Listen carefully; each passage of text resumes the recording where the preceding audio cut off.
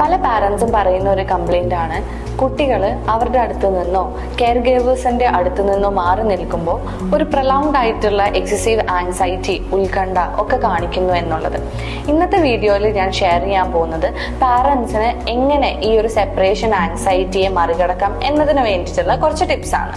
Hi, it's me Fida Fazal from doctor Beema clinic for child development. Keep good byes brief and positive. നമ്മൾ prolonged ആയിട്ടുള്ള good byes avoid ചെയ്യാം. പകരം quick ആയിരിക്കാം. അതായത് നമ്മൾ പോയിട്ട് തിരിച്ച് വരും എന്നവർക്ക് റീഅഷ്യൂർ ചെയ്യുക. അതേപോലെ നമ്മൾ എന്തിനു പോകുന്നു എന്ന് പറയണത് നിർബന്ധമില്ല.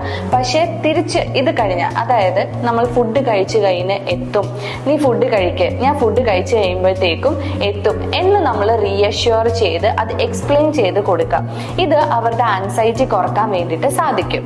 സെക്കൻഡ് ടിപ്പാണ് പ്രാക്ടീസ് ഷോർട്ട് സെപ്പറേഷൻ. അതായത് കുട്ടി നിങ്ങളിൽ നിന്ന് മാറി മറ്റാരെങ്കിലും ആയിട്ട് ഇൻട്രൊഡ്യൂസ് ചെയ്യാം, ഇപ്പൊ നിങ്ങളുടെ ഫാമിലി മെമ്പേഴ്സോ ഒക്കെ ആയിട്ട്. പക്ഷെ ആ ടൈം എന്ന് പറയുന്നത് വെരി ഷോർട്ട് ആയിരിക്കണം.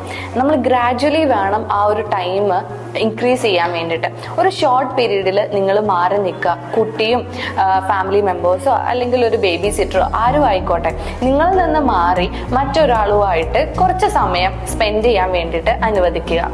തേർഡ് പോയിന്റ് ആണ് സ്റ്റേ കാം ആൻഡ് കോൺഫിഡൻറ്റ്. നിങ്ങൾ കുട്ടികളിൽ നിന്ന് മാറി നിൽക്കുമ്പോൾ നിങ്ങൾ കാം ആയിരിക്കുക, കോൺഫിഡൻ്റ് ആയിരിക്കുക. ബിക്കോസ് നിങ്ങളുടെ ഇമോഷൻസ് കുട്ടികളിൽ റിഫ്ലക്റ്റ് ചെയ്യും. അവർക്കത് പെട്ടെന്ന് നിങ്ങളുടെ ഇമോഷൻസ് സെൻസ് ചെയ്യാനുള്ള ഒരു എബിലിറ്റി ഉണ്ട്. സോ നിങ്ങൾ അവരിൽ നിന്ന് വിട്ട് മാറി നിൽക്കുമ്പോൾ കുറച്ച് കോൺഫിഡൻ്റ് ആയിട്ട് നിൽക്കുക, കാം ആയിട്ട് ഇരിക്കുക. Role play separate situations. നമ്മൾ കുട്ടികളായിട്ട് കളിക്കാറുണ്ട് അല്ലേ?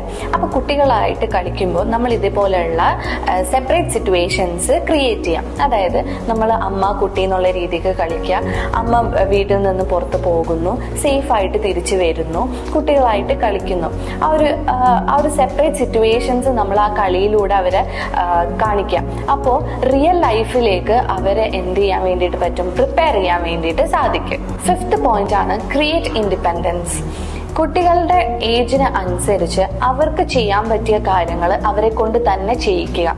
ഇത് അവർക്ക് ഒരു കോൺഫിഡൻസ് ബിൽഡ് ചെയ്യാൻ വേണ്ടിയിട്ട് സാധിക്കുന്ന ഒരു ടിപ്പാണ്. നെക്സ്റ്റ് ഒരു ഇമ്പോർട്ടൻറ്റ് പോയിന്റ് ആണ് ഐഡന്റിഫൈ ട്രിഗേഴ്സ്.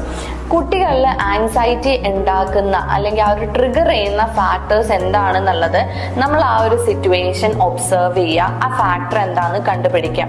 എന്നിട്ട് ആ ഫാക്ടർ മറികടക്കാൻ അല്ലെങ്കിൽ മാനേജ് ചെയ്യാനുള്ള സ്ട്രാറ്റജീസ് നമ്മൾ എടുക്കുക എന്നുള്ളതാണ്.